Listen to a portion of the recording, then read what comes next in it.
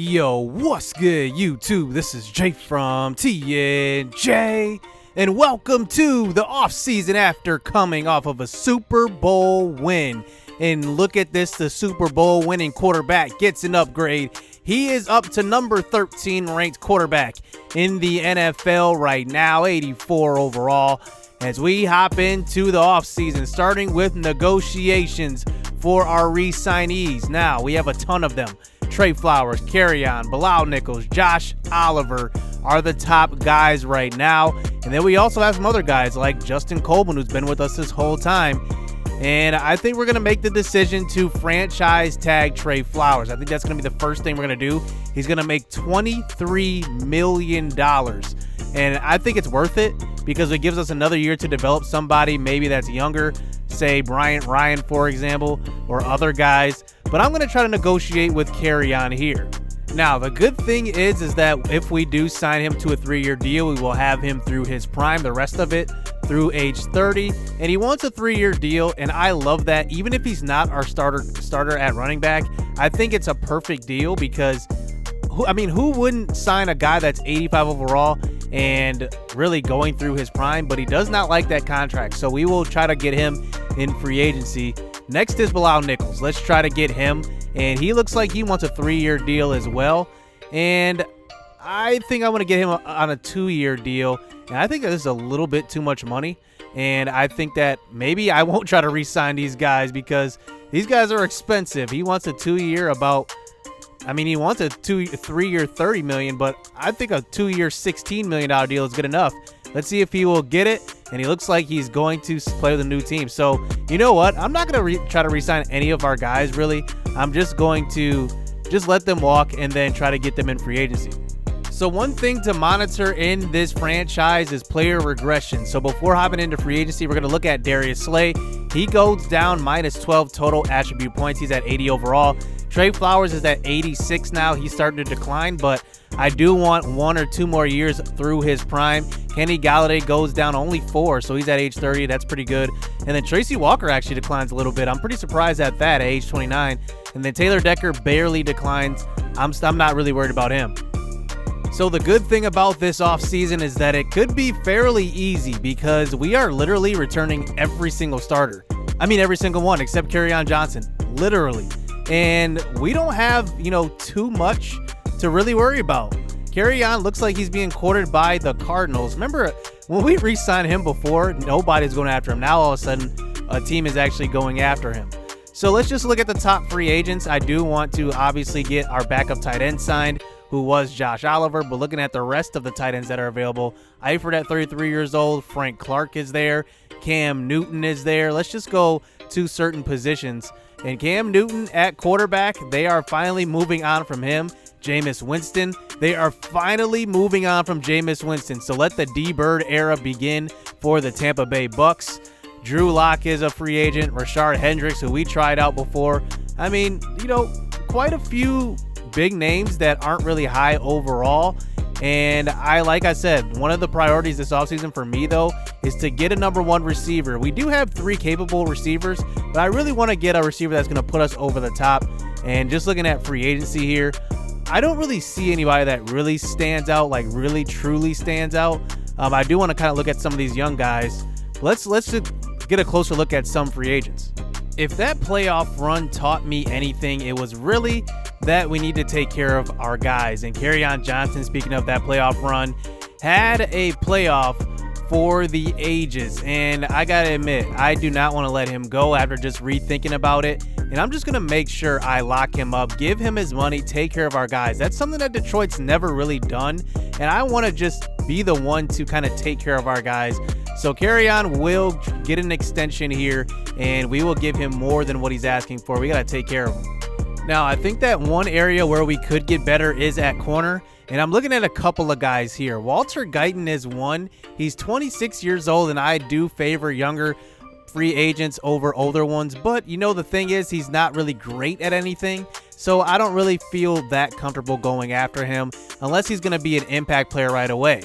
But then I go back to the 35-year-old Chris Harris Jr., who we traded for 2 off seasons ago, and he still looks good. I mean, honestly, he looks good at 35 years old. He's 88 speed. He actually would be faster than what Justin Coleman was. And look at what he's asking for, a 1-year, $4.84 million deal. That's doable. He will start at the slot position, and he also has an upgrade. If you see, he has 35,000 of 31 available to upgrade. So I will actually sign him to a 1-year deal, and I like that a lot. It definitely will shore up that secondary. Now, really, the last position I really want to shore up is just the backup safety, and it's important because, you know, Tracy Walker is getting older. Yes, he is locked up to a new deal, but you never know what could happen to him. So just looking at the safeties that are in free agency, I mean, it's not a lot of talent at all, really. Buddy Calhoun is there, but he's 31 years old now. I mean, all these guys are aging, and you can see some of these free agents that are younger are getting courted, but the older ones really aren't. And we kind of want a young safety. We do have our young, strong safety with Ali Gray, but I do want to go after a younger safety. And we had Jonathan Abram last year, but I didn't really like him that much. I thought that he was just all right. We do have Amani Hooker as well, who's still age 26. So I do want to get just one more safety, and I think that a guy that I might go after here is Sheldrick Redwine, and now he is 27 years old. He's not that much younger, but he's at least number 31 ranked in the league at safety, and it seems like he's a safe signing. But let's just look at the other guys here with Amadi as well. So he is 74 overall, and nobody's really going after him. He seems like a safe guy because he's got good zone right now and decent tackling. He's not the greatest of tacklers, and he has better pursuit. So I'm actually going to go after him on maybe just a 1-year deal. He only is asking for $920,000. So maybe I'll sign him for a 2-year deal and see if we can get him as just a depth guy. Then lastly, I am going to offer Josh Oliver a 2-year deal. He is still 77 overall. We will get him until age 29, so I think that's a good signing for us. So we do get some news with Kerryon Johnson. He does take the Cardinals offer. Even though we had more points, he went with the Cardinals. I don't think I've ever seen that, actually. And he will move on to a new team. Maybe he felt disrespected after the Super Bowl. I don't know. Maybe he just didn't want to re-sign with Detroit. I'm not even sure. But we did actually re-sign two guys, Chris Harris Jr. and Amadi at safety. And then looking at our current negotiations continuing forward, Justin Richards, he gets courted by the LA Rams, who are going after him. So we will have to go a little harder. And then Josh Oliver as well. All right, so we ran into a scenario here with the GM saying that Rich Patton is due for a 5th-year option. And look what he says. He says he was barely on the field last season. Does he factor into your long-term plans? He was on the field like almost every single play. Of course he does. We are definitely going to pick up his 5th-year option. Do you want to pick it up? Yes, I do. I mean, there's no question about that. So that is easy. And Rich Patton does sign his 5th-year option, and he will postpone his contract negotiations for 1 year. So it looks like Josh Oliver does accept that contract. And right before hopping into the draft, let's just explore some trade options, because remember, I did say I wanted to trade a running back, but I do want to also draft one. So let's just look at some options. Now that we don't have Kerryon Johnson, we do need to kind of shore up the running back position. Now, we have a couple of running backs in Kennedy Brooks and also Travis Etienne, but we do need to add some depth because we all know how much injuries play a part in Madden and the running back position. So looking at these guys, you know, these are all decent running backs, but I don't want to overspend for a guy, and I also want a guy that's young. So all these guys are in their mid-20s, but one guy that really sticks out is Kerry Reedy. Now, he is a running back for the New York Giants, superstar dev. He's 23 years old, but 95 speed. Can you just imagine having a guy with that speed and hitting the ball or getting the ball in the open field? I mean, he's gone most plays. He doesn't have great break tackling, but he's elusive. And if I can get him into space, this guy would be amazing. And he's only 23 years old, superstar dev. I'm going to try to trade for him. I'm going to not give up any draft picks. I'm going to try to make it just a normal trade. So let's see what I can come up with. Now, the Giants' number one need is right tackle, and we all know about the struggles of our right tackle when handling guys like Khalil Mack. He's pretty good, don't get me wrong, number 18 ranked right tackle in the league, But this draft is pretty deep. And just looking at, who we have on the offensive line, we have a great offensive line.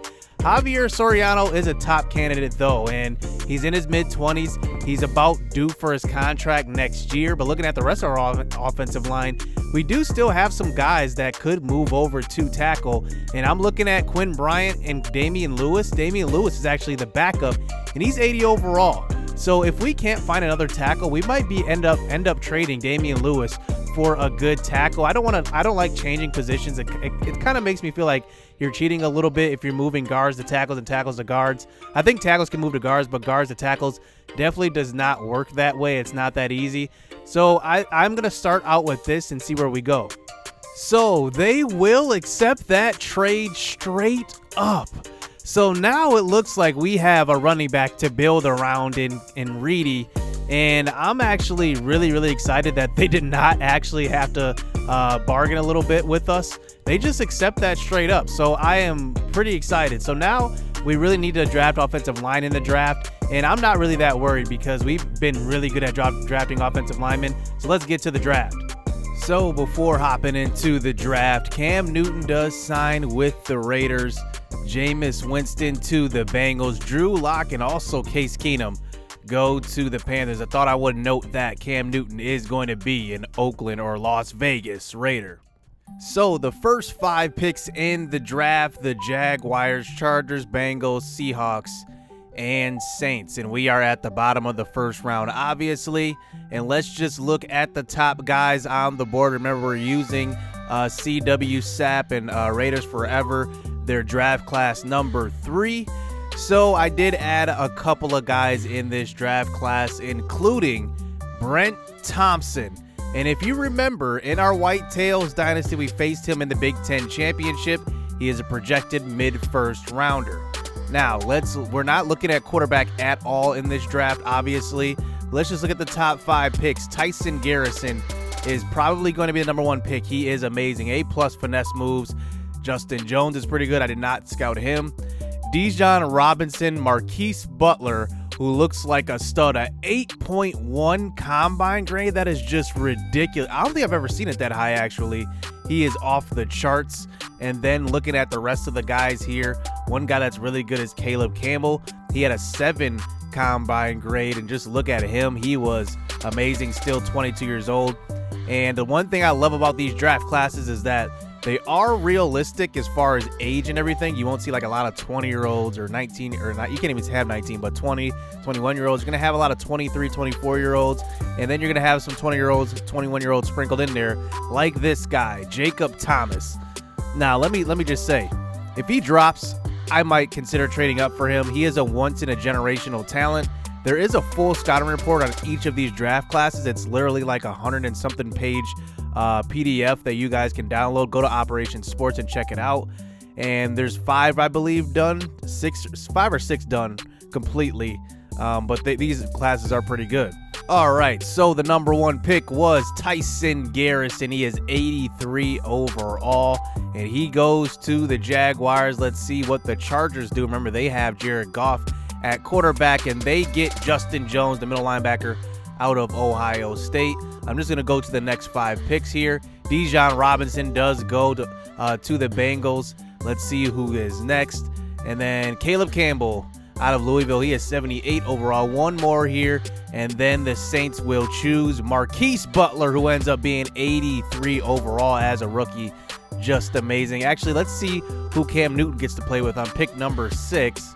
And Zy Virgil, a free safety out of UCLA. So now we are at our pick, and just looking at the previous pick, a 65 overall left end out of LSU. And I'm not going to trade out of this. I'm going to select a guy. And let's just look at our draft board and see who we have at the top here. And you can just see we did scout quite a few players. James Anderson is a pretty good right outside linebacker. I think that this guy is crazy athletic, 23 years old though. And look at him. I mean, he had the best combine probably out of any right outside linebacker So let's go position by position based on what we need and what we are looking for here. And I do want to get a right tackle because we obviously traded our right tackle away. There's a couple of high, I guess, projected picks that are decent. Connor Wynn-Muller is a good right tackle, but he's 23 years old. And honestly, I could see myself going later in the draft because you can see we did scout some pretty good right tackles here.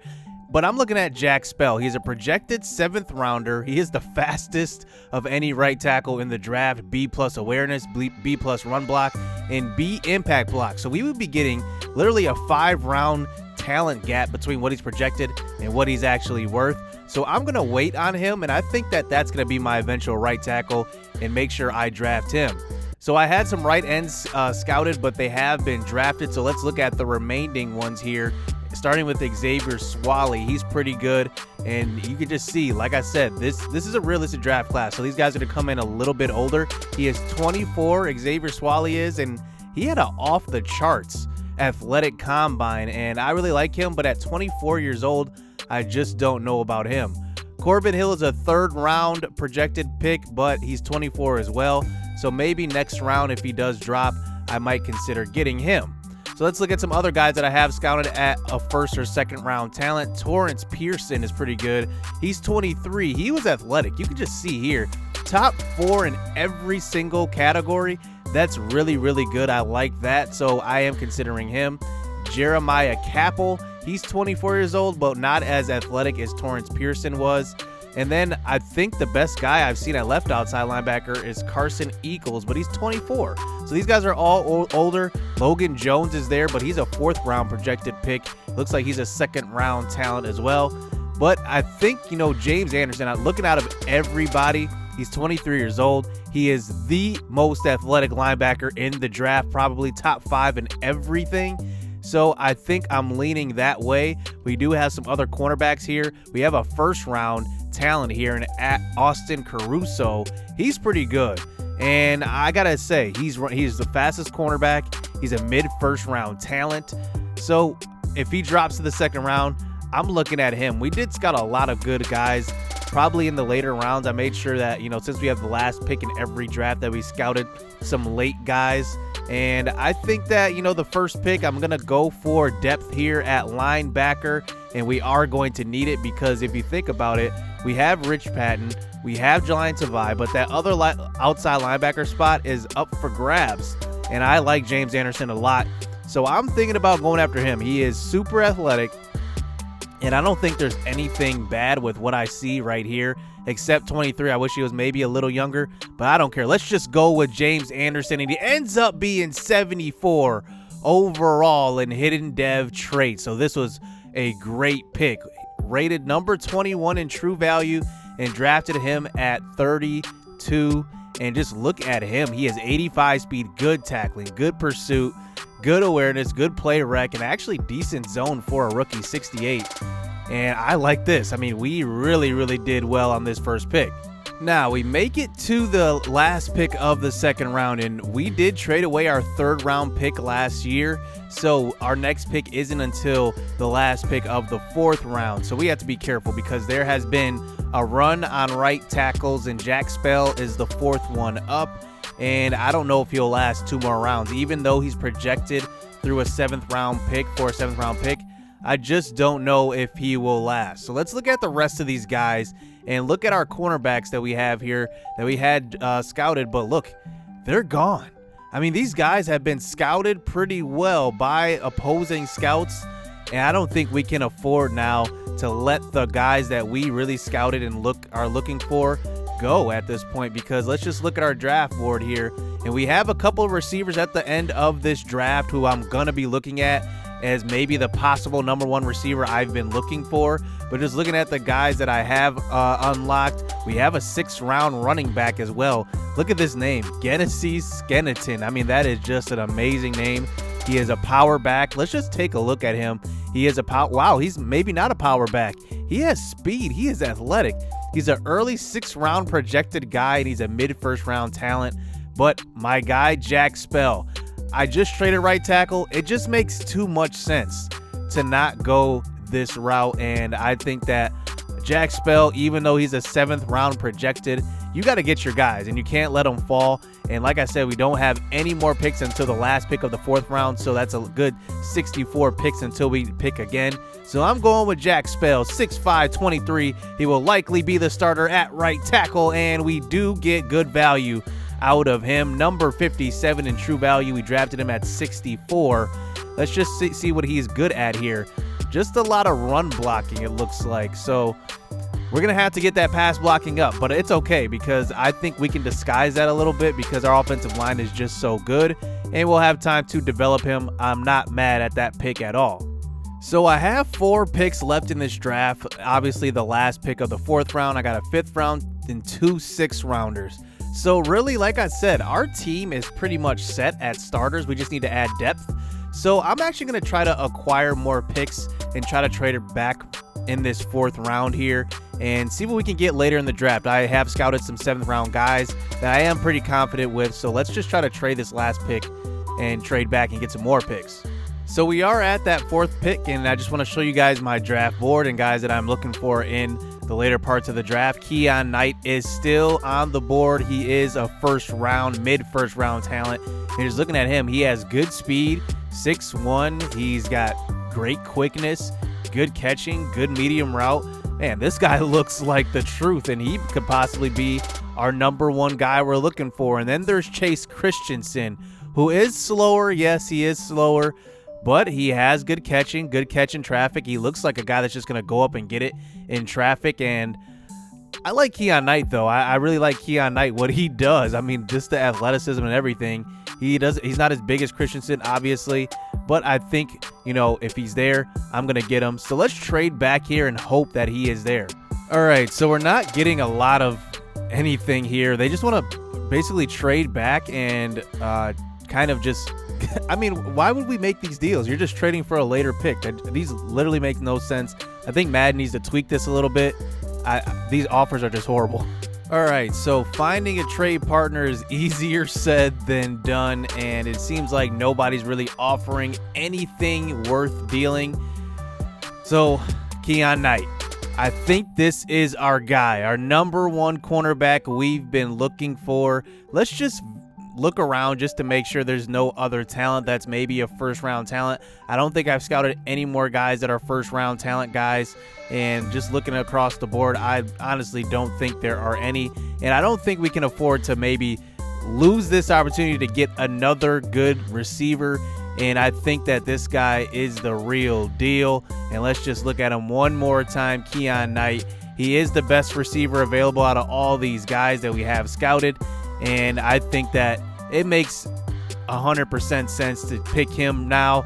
And let's just reach on him, but he's a mid-first rounder, so I don't think it's much of a reach. So let's see what he ends up being. And Kerryon Knight, 76 overall. That is amazing as a rookie receiver.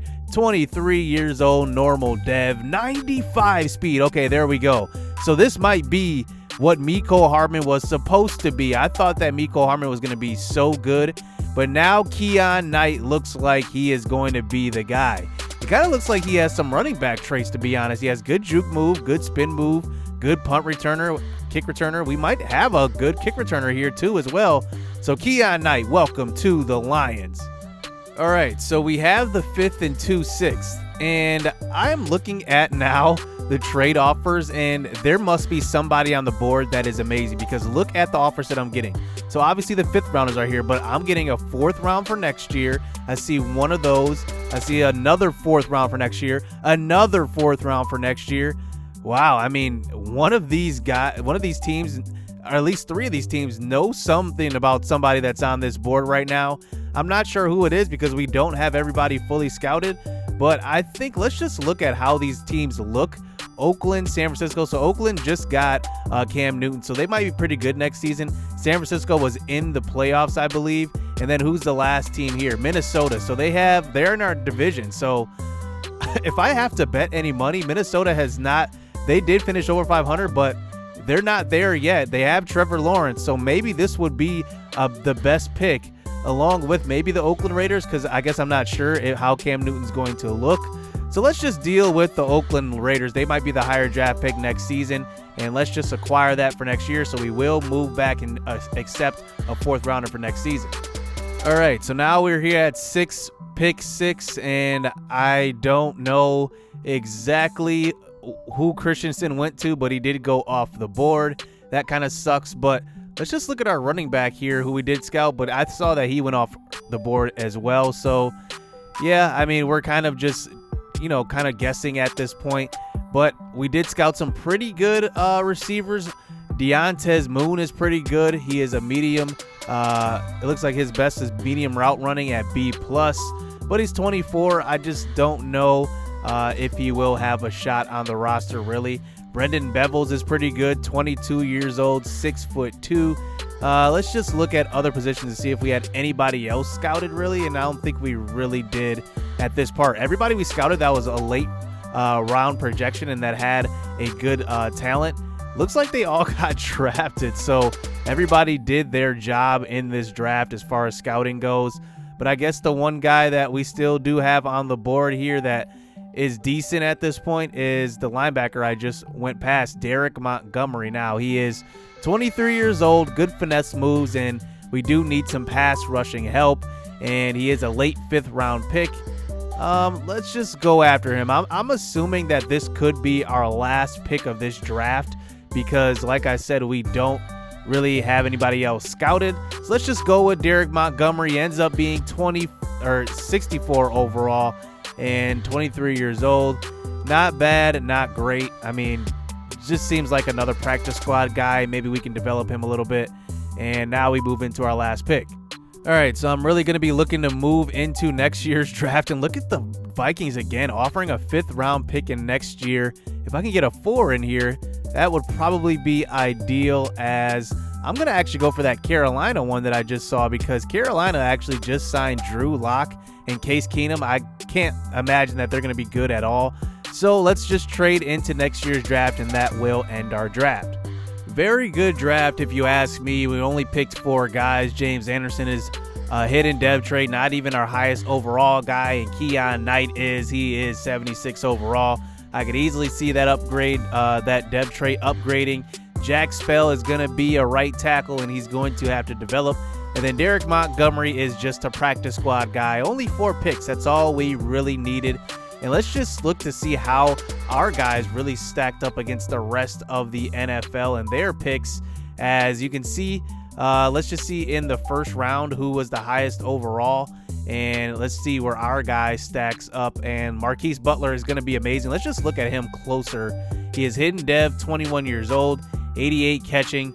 Man, he is good all around. He is going to be amazing. He's already the number 37 ranked receiver in the league. That is that is really good, actually. Let's just look at the rest of our guys here that we did end up selecting. So Brent Thompson gets drafted by the Panthers. So now they have their quarterback, and Brent Thompson out of Ohio State. He is pretty good. He is dual threat as well. 86 speed, 86 acceleration. Good. Not great throw power, but he is the last ranked quarterback as far as overall. He's going to have time to develop. So Brent Thompson goes to the Carolina Panthers. And just looking at everybody else, let's look at Kendall Rollins. This was the guy I was really looking to draft, and he ends up being normal development, 74 overall, good power moves, and good block shedding as well. He was pretty good.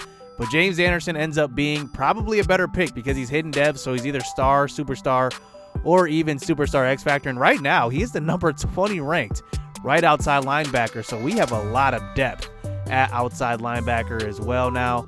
And then just looking at the rest of the guys, let's see if anybody drafted a real bust. So at pick 7, Bo Reed was drafted, and he is a 66 overall middle linebacker. But he is hidden dev trait, so I guess that's not really a bust. Let's just see the lowest other guy, Jeremiah McClendon. He's 69. I guess none of these guys are really busts. Maybe Day is here. Ezra Day at 64 overall normal dev. Okay. That was definitely a bust pick for the Cardinals. I'm not sure what they were doing on that one in there. Then the Patriots, who we just faced in the Super Bowl, Kerryon Johnson. He doesn't look very good as well. And I guess whatever. So I was interested in seeing where Chase Christensen went, and he goes and plays with the Vikings now. And Trevor Lawrence, he is decent. 85 speed, good jumping, good spectacular catch, good catching as well. Route running leaves a little to be desired, but he's pretty decent. And he has pretty much all the catching traits, so that's pretty good. And not bad. So let's go over the final depth chart going into Season 6 as we defend the Super Bowl crown. Justin Fields is obviously the starting quarterback, and I also need to switch this. Mason Fine is not the backup quarterback. Anthony Ying is. So then running back. It gets more interesting at running back. Kerry Reedy. Now, this guy is superstar dev, and I want to develop that. He is still young. Travis Etienne is injury prone. We've seen it. He does have big play ability, but I would be remiss if we didn't give the ball to Kerry Reedy, who we just traded for. He will be the starter. Etienne and Kennedy Brooks will get plenty of playing time this season as well. Dave Diamond is obviously still our fullback. At receiver, I'm going to line up Kenny Golladay at the 2 and put Keon Knight at the 1. And the reason why is because I think that Keon Knight is a #1 receiver. I think we can develop him, and he will be one of the best receivers in the NFL. Golladay will be at the #2. Naturally, Tylan Wallace will be at the #3, but Marlon Yarbrough will be our slot guy. And one thing I do want to note is that you can see Mecole Hardman is buried on this depth chart, and that's for good reason. I think we're going to trade him at some point in the beginning parts of the season. I do still want to get that end to develop. I did not get it in the draft, so I will be looking to deal Mecole Hardman for that guy.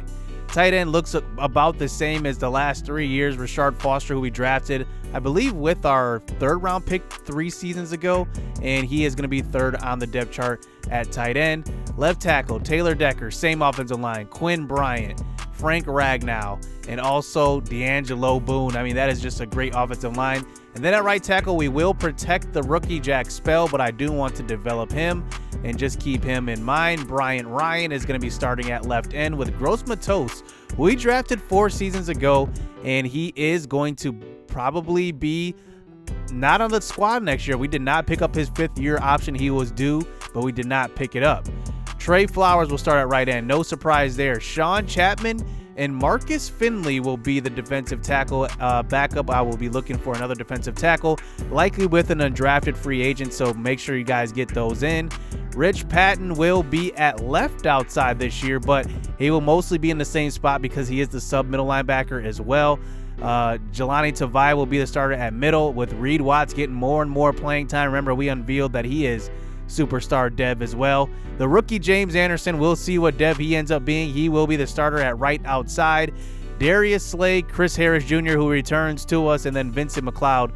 That is a great top 3 cornerback right there. Vincent McLeod didn't even go up that much in overall in 1 year starting, but I'm not mad at it. He plays really, really good. Chris Harris will be in the slot. Tracy Walker and Ali Gray at the safety position. No surprise there. And then at kick returner, Keon Knight will be our returner. He is 95 speed, 95 acceleration. Can't really teach that kind of speed. Kerry Reedy will be in on shotgun situations because he can catch the ball a little better than Travis Etienne can out of the backfield, but Etienne will be the power back now. And then, like I said, Marlon Yarbrough will be the slot receiver. At right end, rush left end, Trey Flowers, rush right end, Bryant Ryan, and then D tackle the same, Sean Chapman. So we don't really have any specialists there as far as rushing the passer. These guys will be on the field a lot, and that means that a lot of our backups will get in as well because they're going to be tired and gassed. And Rich Patton will play the sub linebacker, Chris Harris at the slot cornerback. So that's going to do it here in the offseason. Let me know what you guys think of this new team. We obviously didn't have to make a lot of moves, but we made the moves we needed to make. So hit subscribe, hit that like button, stay tuned. Let's get it. Let's go. I've been working hard for a minute. The ones who don't deserve it seem to be the ones that get it. The ones who speak the truth never get the recognition, but the ones that act foolish seem to get all the attention. It don't matter though, yeah, and it don't even matter though, no.